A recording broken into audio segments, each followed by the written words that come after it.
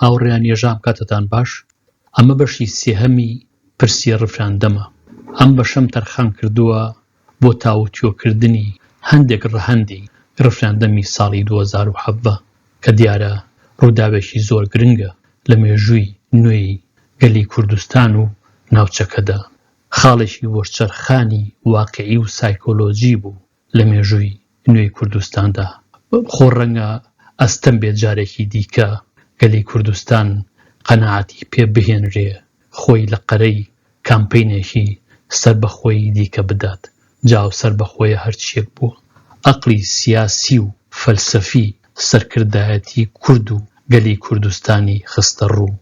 پیشانی دا کە بەڕاستی سەرکردایەتی کورد و گەلی کوردستان لە ئاستێکدا نین تێڕوانینێکی واقعی و هاوچەرخیان هەبێ بۆ پەیوەندی نێودەوڵەتی و بۆ سیاسەتی نێودەوڵەتی. هەروەک ئەو ڕفراندەمە خاڵێکی وەرچەرخان بوو لە تێڕوانینی کۆمەڵگەی نێودەوڵەتی لە کێشەی کورد. بە بۆچوونی من دەستبەرداری بوون، دەستبەرداری کێشەی کوردی عێراق بوون.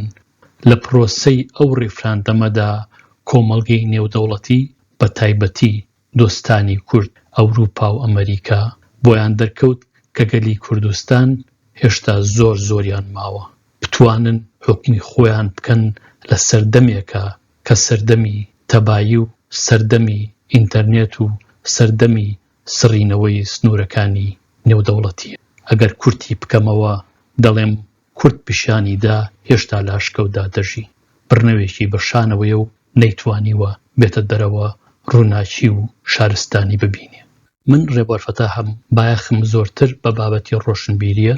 سوپاسیەوە دەکەم گەر سەبسکرایبێم کەناڵە بکەن، لایکی بکەن، بە هاوڕێکانتانی بناسێنن. ئەمانە هەموو هاوکارم دەبن لە بەردەوام بووندا. بەر لەوەی ڕەهەندەکانی ڕفراندەمی ساڵی 2017 تاوتوێ بکەم، بە باشی دەزانم کە هەردوو بەشەکەی پێشوو لە چەند خاڵێکدا کۆ بکەمەوە. ئەمە هاوکارمان دەبێت لە تێگەیشتن لە ڕەهەندی ڕفراندەمی ساڵی 2017. لە 1991ەوە کە هەرێمی کوردستان دەکەوێتە دەست حیزبەکان تاکو ساڵی 2005 کە دەستوری عێراق دەنووسرێت و گەلی عێراق بە کوردیشەوە دەدان بە یەک پارچەی عێراقدا دەنێن، سەرکردایەتی سیاسی کورد هیچ پلانێکی نەبووە بۆ باڵا دەستکردنی کوردستان، بەڵکو چاوەنوار بووە ڕژێمی سەدام بڕوخێ و ئەمان بگەڕێنەوە بۆ بەغداد. هەرواشیان کرد. گەر لە مێژووی سیاسی کوردستان بڕوانین بۆ کێشەی چارەنووسساز سەرکردایەتی سیاسی کورد هەرگیز پلانی نەبووە، تەنیا شەڕی کردووە. دیارە شەڕیش بە پرۆکسی کردوێتی، بە نوێنەرایەتی کردوێتی، شەڕی ئێران و ئیسرائیلی کردووە. ئامانجی ئەو وڵاتانە ئەوە بووە کە عێراق لاواز بکەن. بۆ نمونە لە ساڵی 1961ەوە سەرکردایەتی سیاسی کورد بەشدار بۆ لە شەڕێکی خوێناویە لەگەڵ ڕژێمی عێراقدا، جا هەرچ لایەنێک بوو بێت. لە 61ەوە تاکو 1970 کە لەگەڵ حکوومەتی بەعزدا ڕێک دەکەون. سەرکردایەتی سیاسی کورد تاکە لاپەڕەیەکیان نییە بزانن چیانەوێت، کە لەگەڵ بەغدادا دادەنووسێن لە ساڵی 1970دا ڕژێمی بەغداد لیژنەیەک دادەنێ لە هەردوو لا بۆ ئەوەی پرۆژەی ئۆتۆنۆمی ساڵی 1970 بنووسنەوە. لە ساڵی 1991ەوە تاکو ئەمڕۆ سەرکردایەتی سیاسی هەرێمی کوردستان وەکو دوو لایەن لەگەڵ لایەنی سێمدا گفتوگۆی کردووە، لای سەوز و لای زەرد.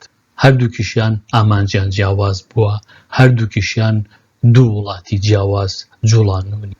ئەنجامی ڕفراندەمی نافەرمی 2005 لەگەڵ بەغدادا بۆ بەدەستخستنی پایە و پارە بەکارهێنرا، نەک بۆ دەستخستنی مافی ڕەوای گەلی کوردستان. لێرەدا پرسیارێکی کەمێک سەخت خۆی فەرز دەکات، ئەویش ئەوەیە ئایا ئەگەر ئەمە پێشینەی سەرکردایەتێکی سیاسی بێت دەکرێت بە شەو ڕۆژێک پرسی سەربەخۆیی بکات بە ئامانجی خۆی؟ ئەو دەوروبەرەی کە ڕفراندەمی ساڵی 2017 تێداکرا دەوروبەرێکی گەلێک ناجۆر بوو. بۆ نمونە مەسعود بەرزانی بە ناقانونی سەرۆکی هەرێم بوو. هەموو کۆمەڵگەی نێودەوڵەتی ئەوەی دەزانی مودەتی قانونی مەسعود بەرزانی لە 20 ئۆگەستی 2013دا تەواو بوو. ڕیفراندەم لە 2017دا کرا. ئەمە خۆی جۆرێک لە گوزارش بوو لەوەی کە مەسعود بەرزانی دەیەوێت هەرچۆنێک بووە خۆی فەرز بکاتەوە. ڕیفراندەم کە چارەنووسی گەلێک دەداتە دەست خۆی بە یەک کەس ناکرێت.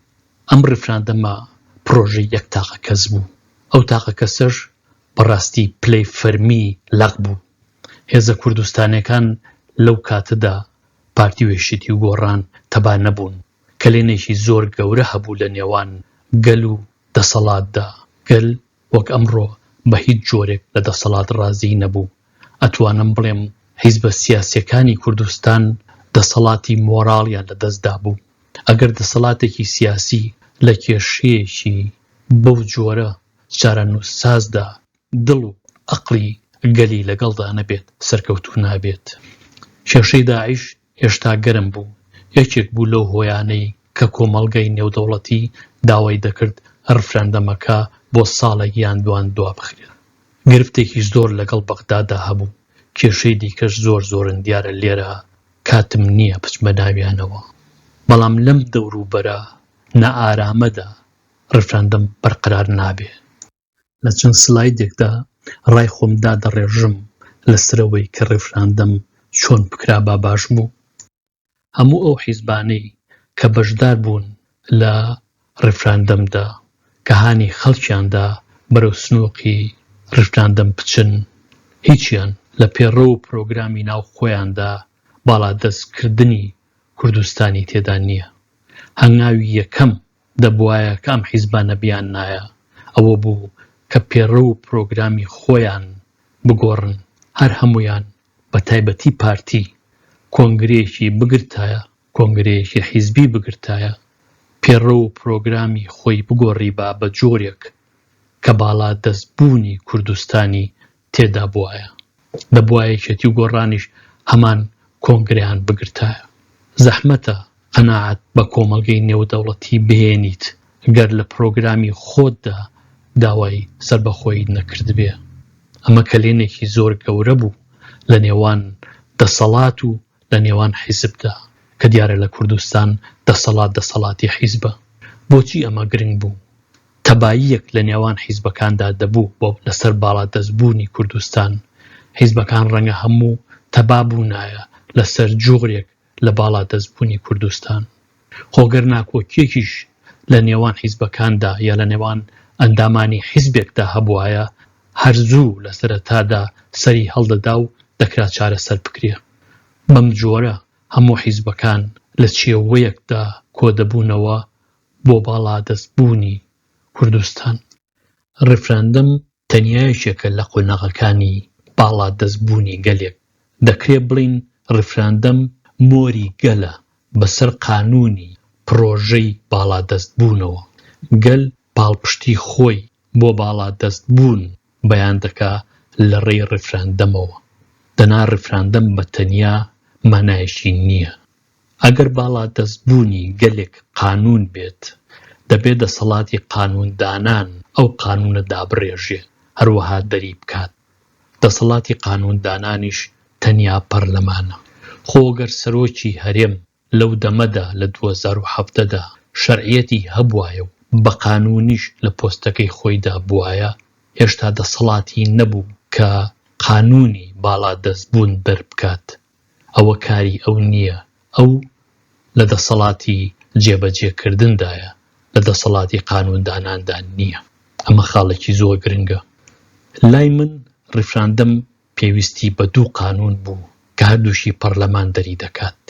یەکەم من پێی دەڵێم قانونی خودی ڕیفراندەم. ئەمە پێش ئەوەی کە گەلی کوردستان ببێ بە دەوڵەت، قۆناغی پێش دەوڵەتە.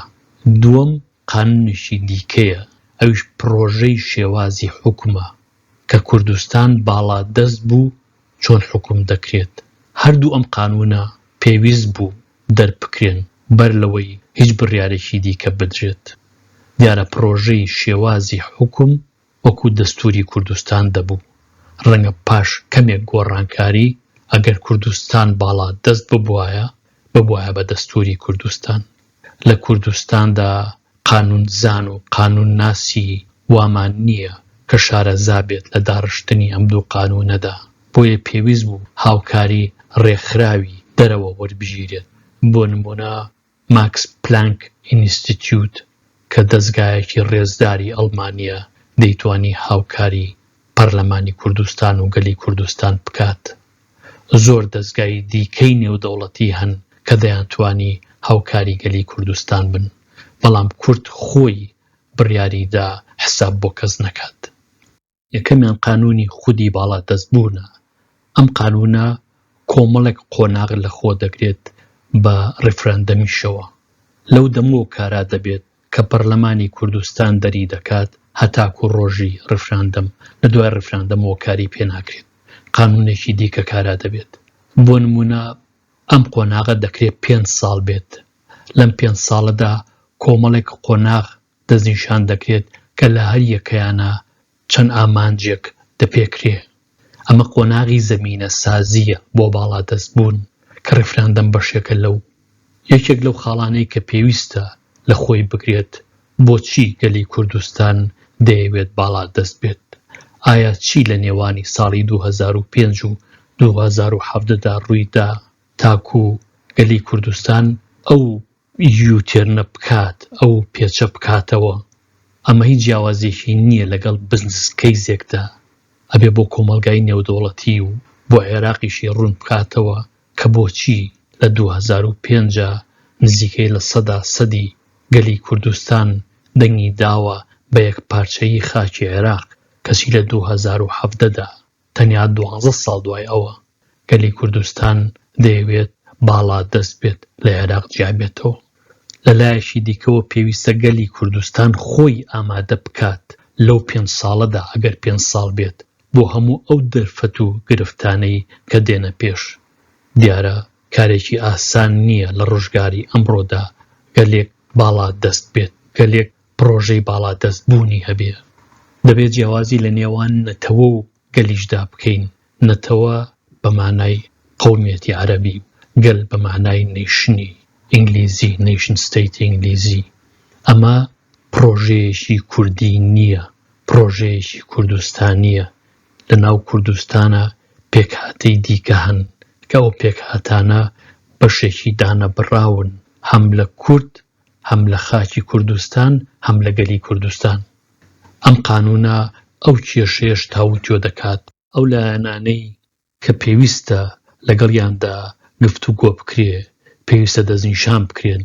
دیارە هەندێکیان لە ناوچەکەدان، هەندێکی دیکەیان بەشێکن لە کۆمەڵگەی نێودەوڵەتی. باڵا دەستبوون گەلی کوردستان دەکات بە ئەندامی یانەیەکی نێودەوڵەتی کە ئەو یانەیە نزیکەی 200 ئەندامی هەیە. ناکرێ گەلی کوردستان بێ بە ئەندامی یانەیەک و حساب بۆ هەجێشێک لە ئەندامانی ئەو یانەیە نەکات. ئەو لایەنانەی کە پێویستە بە پلەی یەکەم گفتوگۆیان لەگەڵدا بکرێ، دیارە عێراق بە پلەی یەکەمێت، چونکە عێراق بەشێکە لە پرسی کورد.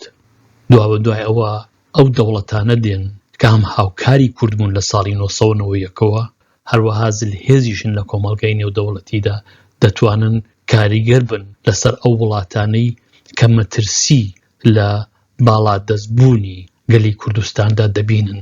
بۆ نمونە وڵاتانی ناوچەکە بە دیاریتر ئێران و تورکیا و سووریا و هەندێک وڵاتی عەرەبی دیکە.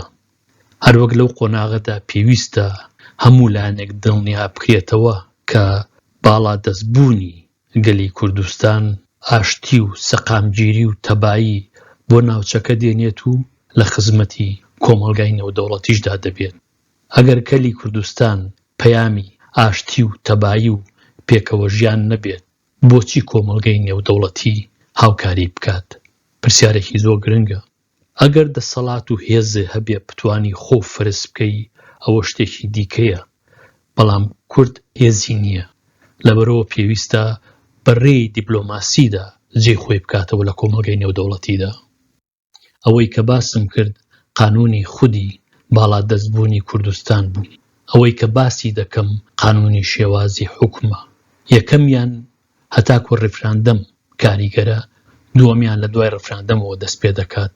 قانونی شێوازی حکومە دەکرێت بڵین وەکو دەستوری کوردستان وایە ڕەنگە چەند گۆڕانکاریەکی بەسەرا بێت بەڵام گۆڕانکاری بنەڕەتی بەسەردا نایەت کە شێوازی حکم دەستنیشان کرات گۆڕانکاری بنەڕەتی بەسەردا نایەت بۆچی ئەمە زۆر گرنگە پێشەوەی کەل بەرەو سندوقی ڕفراندەم بڕوات دەبێت بزانێت چارەنووسی چییە چ جۆرە دەسەڵاتێک حکمی دەکات لە چ جۆرە سیستمێکی حکومڕانیدا دەژی بۆ نمونە نزیکەی 200 دەوڵەت ئەندامی نەتەوە یەکگرتووەکانە هەریەکەیان شێوازێکی جیاواز لە حکومڕانی هەیە ئایا باڵادەستبوونی کوردستان یعنی چی ئایا ئەبێ بە ئیمارەتی کوردستان ئەبێ بە کۆماری کوردستان ئەبێ بە شانشینی کوردستان ئەبێ بە دیکتاتۆریەتی کوردستان ئەبێ بە دەوڵەتی پۆلیسی کوردستان لە ڕێفراندەمی 2017دا کەس نەیدەزانی تەنها ئەوەی دەزانرا تۆ چی دەنگەیت و ئەوە بۆ سەربەخۆیی کوردستانە سەربەخۆی هیچ ناوەرۆکێکی نییە زۆرتر لە دروشمی کوردستانیانەمان دەچێت ئێمە لەو زەمانە ناژین ئێستا خەڵک لە زەمانێکی دیکەدا دەژی دەبێ بەرچاوی ڕوون بێت دیارە ئەم دوو قانونە قانونی خودی باڵادەستبوون لەگەڵ قانونی شێوازی حکوم دەبێ هەردووشیان پێکەوە دەربچن هەم بۆ ئەوەی گەلی کوردستان بزانێ داهاتووی چییە و بۆچی دەنگ دەدات هەم بۆی کۆمەڵگەی نێودەوڵەتی بزانێ کە هاوکاری لە چ جۆرە سیستمێکی حکومڕانی دەکات ئەمانە پرسی زۆر گرنگن کە ناکرێت فەرامۆش بکرێن دیارە ئەمانە هەمووی بە زمانێکی ئاشتی و زمانێکی دیپلۆماسی بە کۆمەڵگەی نێودەوڵەتی دەفرۆشرێت بە هەناسەیەکی شەڕانگیزیەوە کورد ناتوانێت باڵادەست بێت بە تایبەتی کە هیچ هێزێکیشی نییە کۆمەلگای نێودەوڵەتی بۆچی هاوکاری سیستمێک بکە ئەگەر سیستمێکی پۆلیسی بێت و سیستمێکی دیکتاتۆر بێت و گەورەترین کێشەی مافی مرۆڤی بۆ دروست بکات گەرواز لە هەموو کێشەیەکی دیکە بهێنین کۆمەلگەی نێودەوڵەتی هاوکاری لە سیستمێک ناکات لە سیستمێکی حکومڕانی ناکات کە سبەینە سەدان هەزار پەنابەر بۆ ئەوروپا دەستەبەر بکات کە باز لە باڵادەستبوونی کوردستان دەکرێت دەبێ هەمیشە باز لە دیموکراتیەت و کۆمەڵی مەدەنی و سیستمێکی مرۆڤخواز و تا دوایی بکرێت بۆی گوێی خۆی بکاتەوە هەم لە دڵ و دەرونی گەلی کوردستانە هەم لە عەقڵ و دڵی کۆمەڵی نێودەوڵەتیدا جابە ئێستا بە چاوێکی ڕەخنەوە لە ڕێفراندەمی ساڵی 2017 بڕوانین وەگوتم ڕێفراندەم وەکو مۆری گەلوایە لەسەر بەڵگەنامەیەکی زۆر گرنگ ئەو بەڵگەنامەیە چارەنووسی ئەو گەلە دەستنیشان دەکات داهاتووی نەوەکانی دێن دەستنیشان دەکات ڕێفراندەمی 2017 تەنیا مۆری پێبوو دەیویست بیدا لە کاغەزێک کە سپی بوویکی لەسەر نووسرا بوو سەرکردایەتی سیاسی کورد دەیویست پاژەوەی کە مۆرەکەی وەرگرت خۆی بینووسێتەوە دیارە ئەمە عەقڵێکی نەزان و نەشارەزایە ڕێفراندەم پێوەرێکی زۆر گرنگ بوو بۆ دەرخستنی ئاستی ڕۆشنبیری سیاسی و کۆمەڵایەتی و ئابووری سەرکردایەتی سیاسی کورد و هەروەها گەلی کوردستان کە دیارە شکستی خوارد ئەو ئاستانەی تەنیا بۆ خۆمان دەرنەخست ڕەنگە خۆمان کەمتر بیبینین خۆمان وای تێ بگەین کە کۆمەلگای نێودەوڵەتی غەدری لە ئێمە کردووە ڕەنگە ئێمە وای تێ بگەین کە کێشەیەکی ڕەوامان هەبووە و ستەممان لێکراوە نەخێر بەڵکو بەو جۆرەی ئێمە ویستمان قانونی نێودەوڵەتی جێبەجێ بکەین هەڵەبووین نەمانتوانی چۆن جێبەجێ بکەین نەمانزانی چۆن جێبەجێ بکەین کۆمەلگای نێودەوڵەتی بۆی دەرکەوت کە سەرکردایەتی سیاسی کورد لەگەڵ گەلی کوردستان وەکو بڵێ لە ئاوێنەوە سەیری خۆیانەکەن تەنها خۆیان دەبینن نازانن کە لەم سەرزەمینە گەورەیەدا گەلانی دیکە زۆر زۆرن نەتەوەی دیکە زۆر زۆرن سیستمی حکومڕانی کە زۆر زۆرن باڵادەستبوونی گەلی کوردستان کاریگەر دەبێ لە هەر هەمویان کۆمەلگەی نێودەوڵەتی بۆی دەرکەوت کە عەقڵی سیاسی کورد هێشتا گوندنشینە هێشتا نەیزانیوە کە کوردستان بەڕووی دنیادا کراوەتەوە ڕێفراندەمەکەی ساڵی 2017 کوردی تێکشکان بەڵام لەوەش گرنگتر سایکۆلۆجی کوردی تێکشکان تەفروت و نایکرد. ئاسۆی باڵا دەستکردنی گەلی کوردستانی خستە تاقێکەوە کە بۆ دەیان ساڵی دیکە تۆزی لێ بنیشێ. جارێکە زۆر زەحمەتە گەلی کوردستان بوێرێ باسی باڵا دەستبوونی کوردستان بکات. ڕفراندەمی 2017 سەرباری هەموو شکستەکانی سپێدەیەک بوو لە خەو ڕایپەڕاندین. من زۆر سوپاسیەوە دەکەم کە لەم بەشەدا هاوڕێم بوون هەتاکو بەشی داهاتوو ئارام و بەختەوەر بن. لەگەڵ ڕێز و خۆشەویستی ڕێبا فەتاح.